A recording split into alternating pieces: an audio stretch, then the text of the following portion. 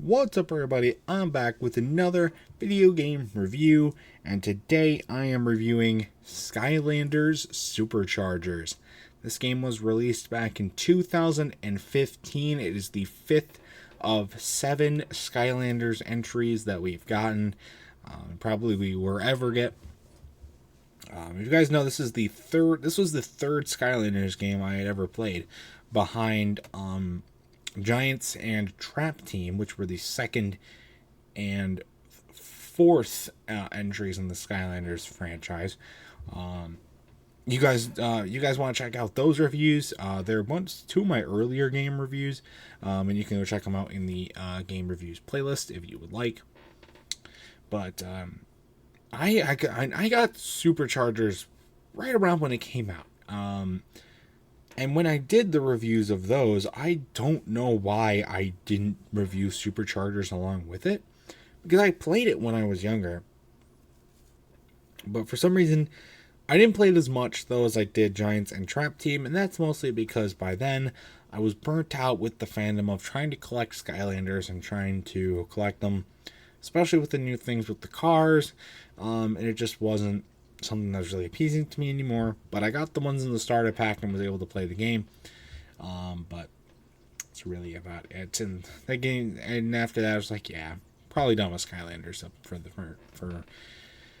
the foreseeable future. And now the series is dead, so there you go. But I finally got around. I did play it a little bit again, and I looked up some other footage and whatnot to get a feel for this review. So why not jump right into it? So, in my opinion, it feels a lot like the previous Skylanders games. It feels like the same structure with the platforming and the characters, that are not you, and the concept of putting the Skylanders on the portal and whatnot. It's all, relatively the same. So, I mean, the same structure. There is, the big gimmick. The big gimmick for this game was obviously the cars. So it's called Superchargers. In my starter pack, I got the Donkey Kong car and the Donkey Kong figure.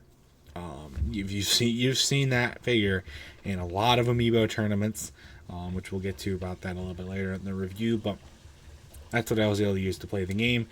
And the car concept, back then I was kind of burnt out by it. So I really just gave myself a bad mood about it.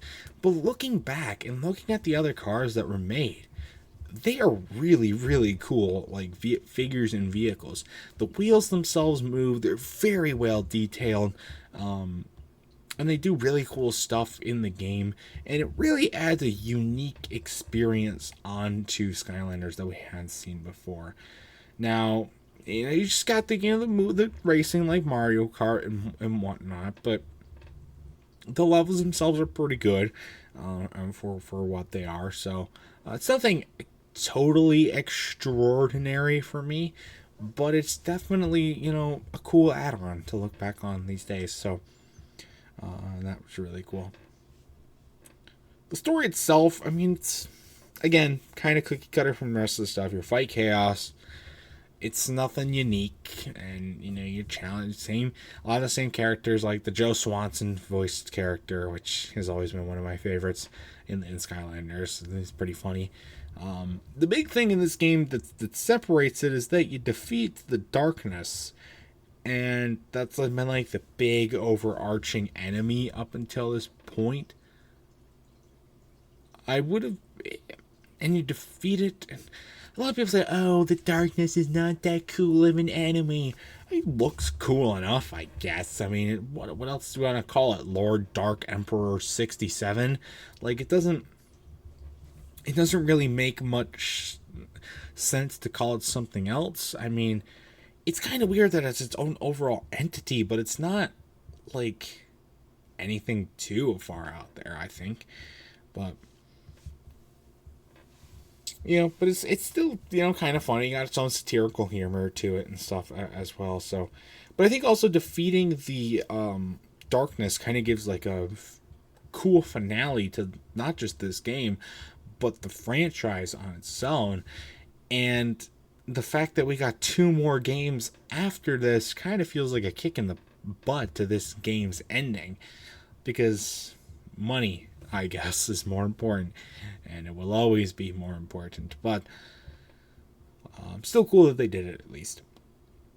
The graphics in this game are really good. It's very visually appealing to look on this game, especially looking back at the first one, which wasn't in HD because it was on the Wii. So it's pretty cool to see it now and see everything that's come through. Very beautiful to look at, especially with the cars, and a lot of the animations and stuff were done really, really well. So I like that in this game.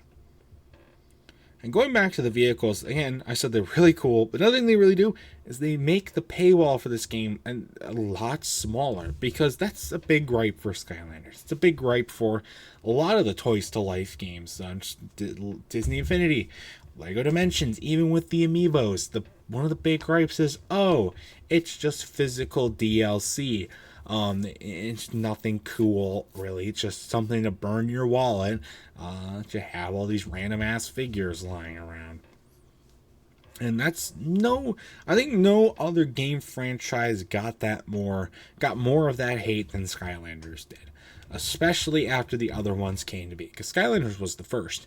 And then, others came in after that. But Skylanders was kind of saying, oh, because the other ones were kind of more recognized properties, like Nintendo character, like Super Smash Brothers, stuff with the Amiibos, and then Lego's Lego, and then Disney is Disney.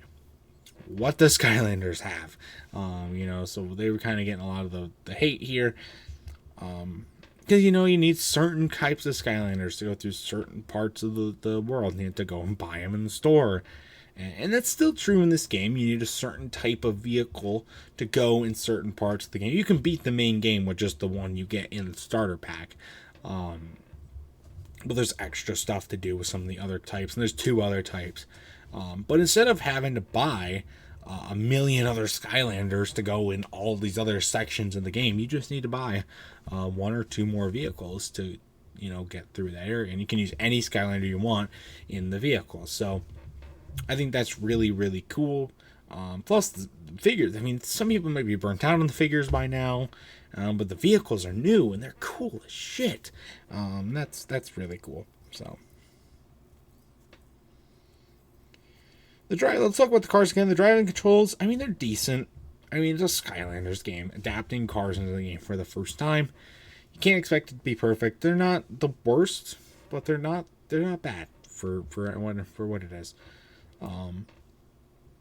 I do like the incorporation of Bowser and Donkey Kong. I believe this was the first time that we got like characters from other series, other IPs to come into this game. Of course, Spyro didn't start as a Skylander, and it was kind of like but it was kind of like starting with Skylanders, or Skylanders started with it. So I don't really count that. They did in Imaginators. I know they did Crash Bandicoot, but I don't have Imaginators, so I don't really know much about that. But I think it was really cool that even Bowser and Donkey Kong functioned as both Skylanders and as Amiibos. I think that was a really nice touch, and that was cool to have a little bit extra exposure for the game.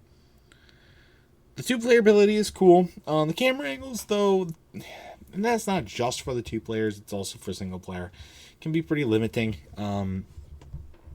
especially in combat situations. And that's kind of like, you're going to get a lot of that. It's not just this game, but it's mostly for Skylanders in general. But when you're playing 2-player, it's mostly noticeable. But what are you going to do, The enemies are pretty generic enemies. They're easy to beat once you figure out their pattern, but they are pretty fun. They're goofy, and they add some extra cool effects to the game, as usually is per usual with Skylanders games. So another really cool thing is you can save at checkpoints mid-level, instead of having to wait until you beat the entire level to save the game, because the levels in these games are pretty large. Sometimes it's easy when you have the checkpoints. It's nice to break them down into little sections, and it's also nice to go back if you want to collect stuff, or just check it out again because it's that cool. Or if you need to, jump ahead or jump around, it's easy to do that, and I like that about this game. So now on the portal, I don't know where my Superchargers portal is right now, but on the portal, you got a big flat base for the Skylander and the vehicle you want to go with it, and then you have a little trap spot, and I'm like, oh, it's probably gonna be pretty cool. You can use the guys you've trapped to do stuff with them in this game, as you can with bringing Skylanders from older games onto this one. Now, you can't really. I mean, you get like achievements and stuff, and you can unlock a couple things, but for the most part, the trap spot on the portal is absolutely useless. And I'm like, la-di-da, thank you. Like, what the fuck? But oh well. What are you gonna do about it? So that's everything I had for Skylanders Superchargers. Again, still a little burnt out on it at this point in the series, but still overall, I had a pretty enjoyable experience with it, as I had for the other two Skylanders games. My final score is probably a 6 out of 10. It's not my favorite game. I've kind of grown out of the Skylanders franchise by now, but I still enjoy this game too a little bit, but just got a little old at some points, so might be a little too harsh. I'll go 7 out of 10. 7 out of 10 is a little bit more of a better score for it than me, because the cars are cool as shit. Let's be honest here. So that's gonna do it for this game review. If you've ever played Skylanders Superchargers, I'd like to know your thoughts about it in the comment section down below. Is there anything I missed and anything I should have elaborated on more? I'd like to know. And that's going to do it for this video. Stay tuned for other much more amazing content, like more game reviews and other awesome stuff. And until next time, I will see you guys later. Goodbye.